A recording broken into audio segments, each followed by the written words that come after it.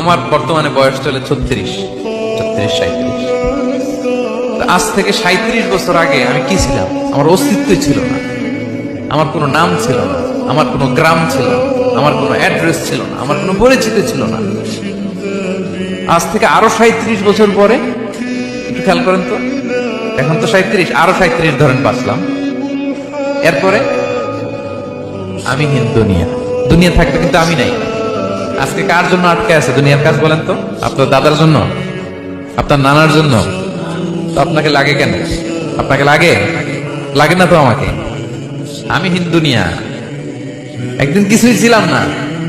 আল্লাহ বলেন হাল আতা আলাল ইনসানি হিনুম মিনাদ দাহরি লাম ইয়াকুন শাইআন মাযকুরা।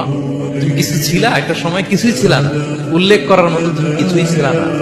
অস্তিত্বহীনের জগৎ থেকে তোমাকে আমি অস্তিত্বে আনলাম।